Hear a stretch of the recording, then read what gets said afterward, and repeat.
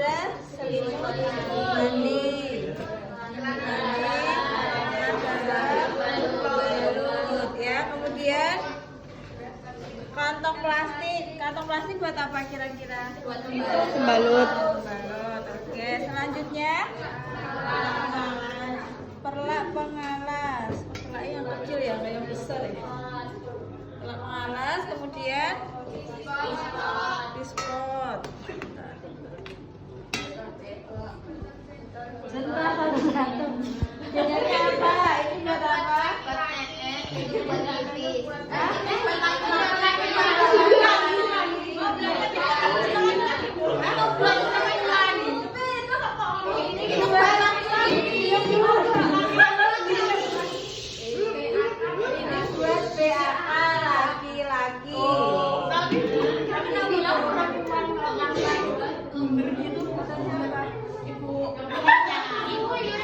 Ini untuk BAK perempuan. Nah, kalau BAB laki-laki ini udah bisa ya. Kalau yang putih buat BAK laki-laki. Tahu ya bedanya ya? Ya. Jadi misal nanti kalian praktek di rumah sakit, Mbak tolong ambilin pispot pasiennya cewek, jangan ambil yang ini. Yang ini ya. Ingat-ingat ya.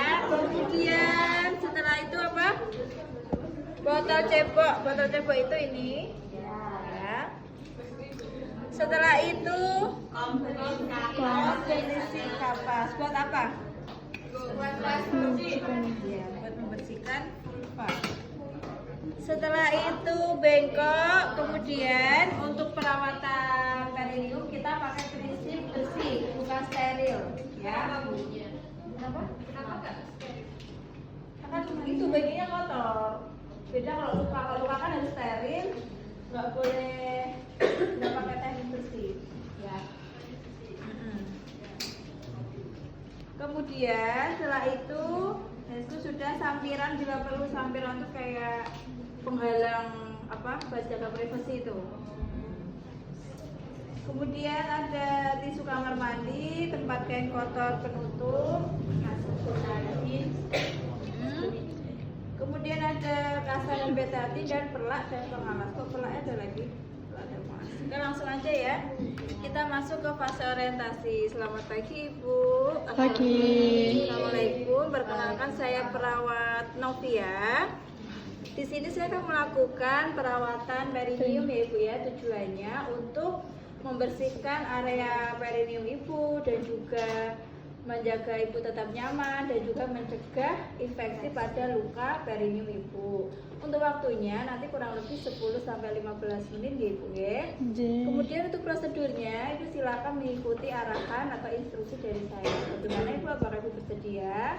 Iya. Kemudian cuma kerjasamanya menjaga privasi. Setelah itu sudah ya, mencuci tangan. Makanya Memasang selimut. Kalian tahu nggak apa bedanya selimut mandi sama selimut pasien?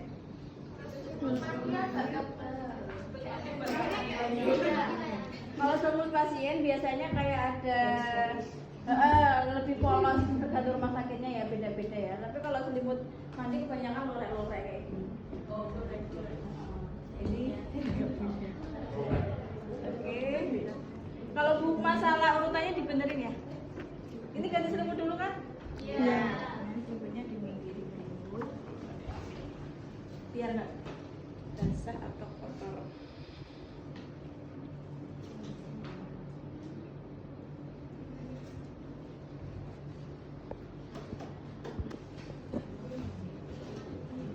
Setelah mengganti selimut apa?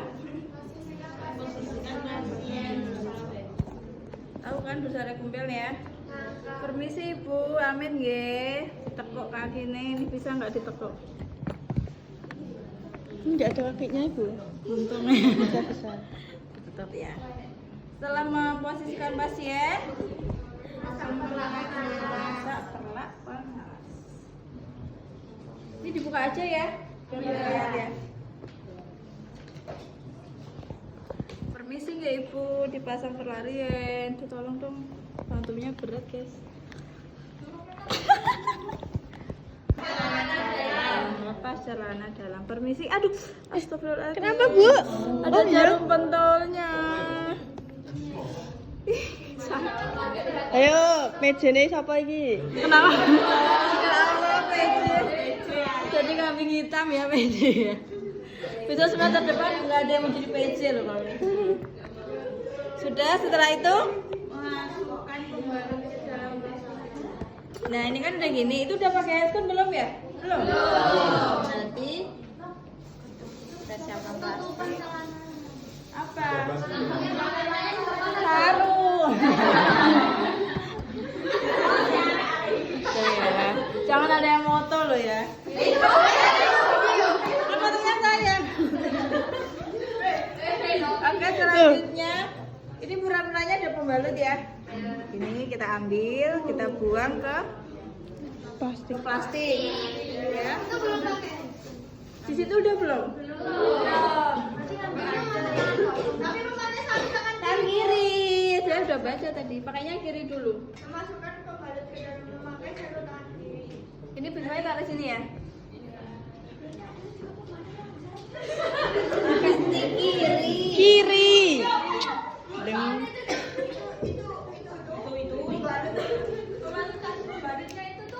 Kebalik kayak gini, Bu. Pakai sarung tangan.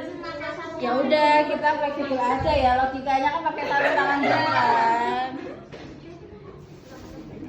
Ulangi ya. Kita mempersiapkan pasang perlak, kemudian kalau bengkoknya perlu taruh sini. Ini nempel, ini ambil tangan kiri. Ya, diambil.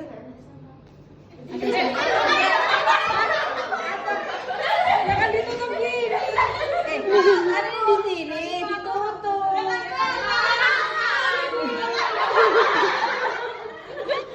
Udah tangan satu, permisi ya Ibu. Enggak, soalnya ini nanti buat perawatan itu minumnya. Kalau kita kotor sekali semua, nanti waktu perawatan udah terlanjur kotor. Ini sesuai apa checklist aja ya, buat mungkin nanti buat kompre. Kalau di lain kita kan langsung pakai 2 kan. Iya. Ya. Kita ngikut aja di checklist. Oke, setelah itu setelah membuka itu apa? Pembalut. Pembalut. Nah, kita lakukan pengajian vulva melalui RIDA. Apa aja ada yang tahu? REEDA. Nah, yang pertama redness. Apa itu redness? Merah. Tadi kita tangan kiri ya, membuka apa tadi? Dibuka vulvanya sama dikaji episnya ya, dilihat apakah ada kemerahan atau tidak. Kemudian edema, apa itu edema?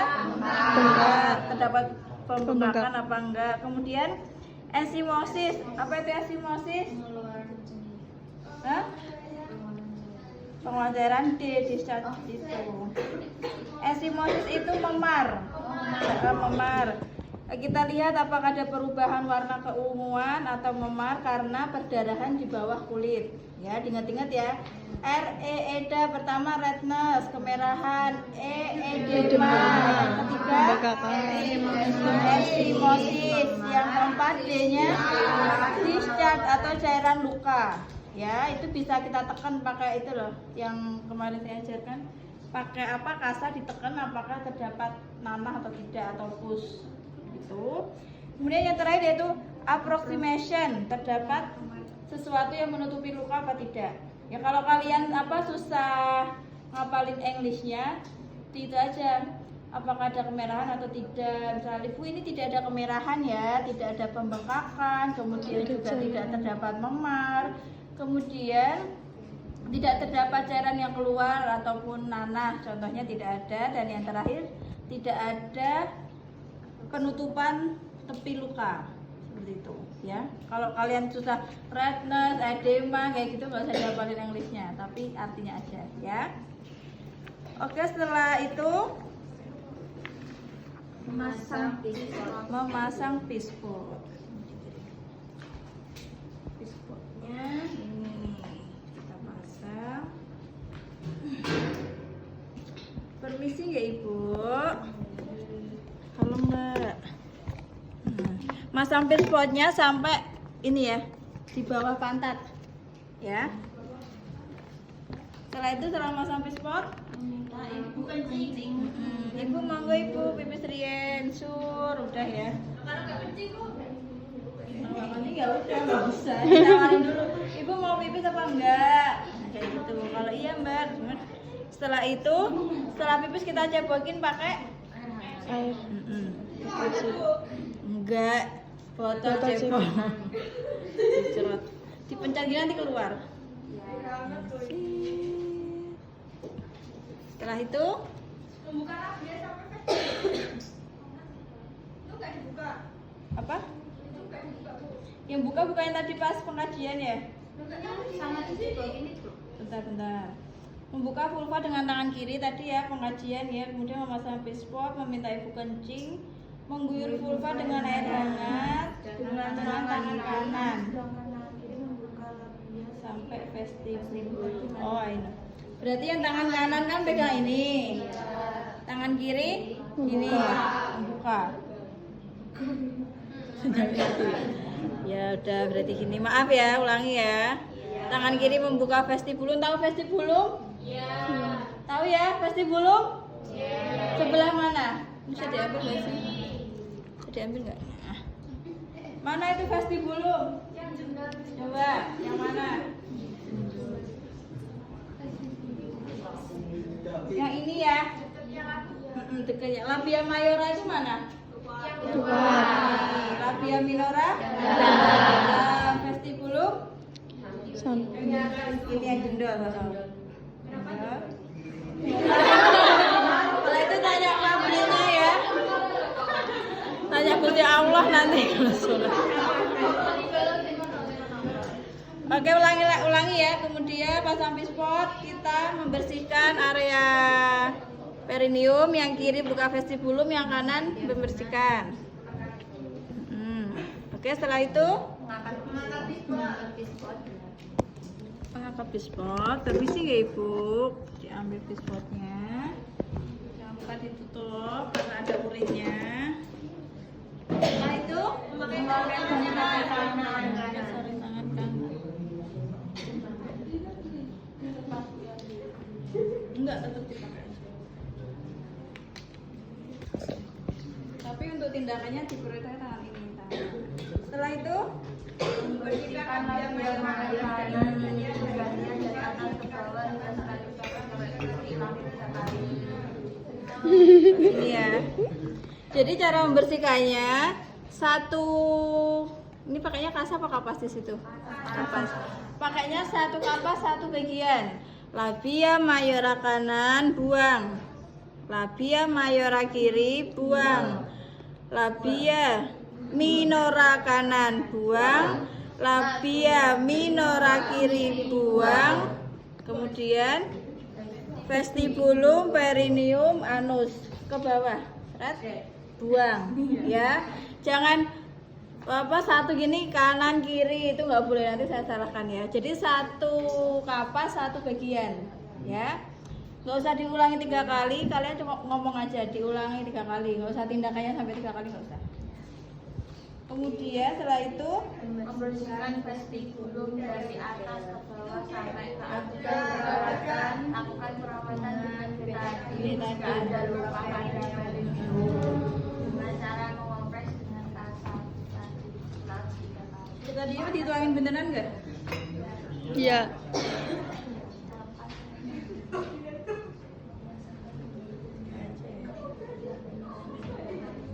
Ini nggak tahu kayak cuko pempek ya.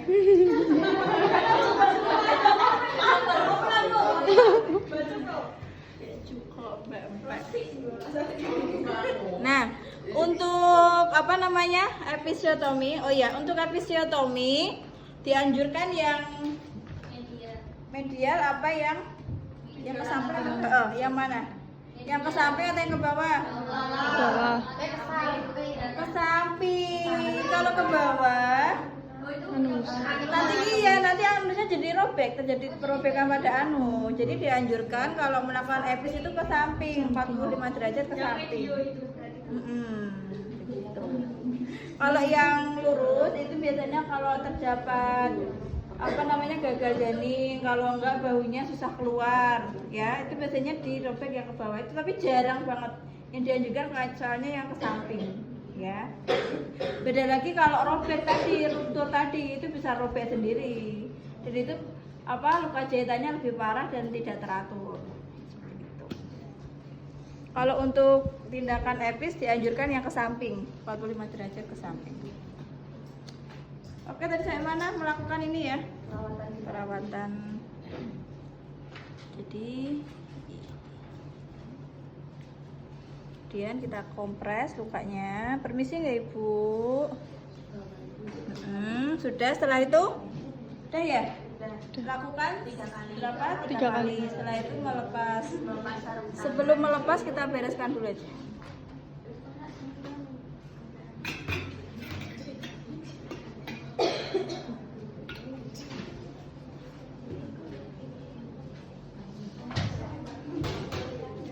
Kita lepas sarung tangan.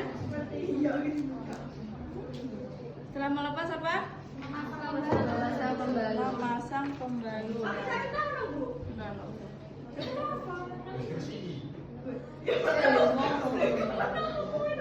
Gimana tadi Pembalutan yang dilihat.